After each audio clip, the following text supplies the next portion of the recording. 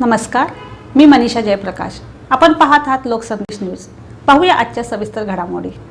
सांगलीत दुय्यम निबंधकांच्या कारभारावर नागरिकांचा रोष. नियमावली फलक लावण्याची मागणी. गुंठेवारी चळवळीचे जनक चंदनदादा चव्हाण यांनी आज शासन दरबारी माननीय जिल्हाधिकारी यांच्याकडे केलेली आहे. शासनाच्या तुकडेबंदी कायदा शहरी भागातून रद्द झाल्यानंतर सांगली जिल्ह्यातील दुय्यम निबंधकांनी राज्य शासनाने ठरवून दिलेल्या SOPनुसार काम करणे अपेक्षित आहे. मात्र अनेक दुय्यम निबंधक नागरिकांना पैशासाठी वेठीस धरून मनाचा कारभार करत असल्याच्या तक्रारी पुढे येत आहेत.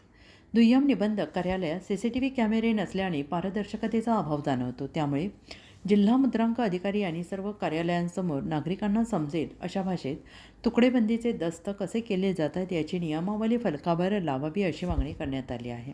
दस्तऐवज सकाळी स्वीकारल्यानंतर त्यांना पोहोच देणे बंधनकारक असतानाही नागरिकांना पोहोच दिली जात नाही.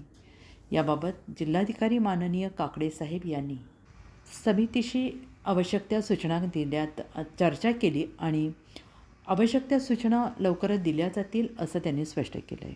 राज्य सरकारने SOP तयार करताना माननीय कलेक्टर साहेब यांना समितीवर सदस्य म्हणून नेमले आहे. नागरिकांच्या अडचणी दूर करण्यासाठी त्यांनी शासनाला लोकहिताचे मुद्दे सुचवले आणि या कार्याबद्दल त्यांचा जय हिंद सेनेतर्फे सत्कार करण्यात आला.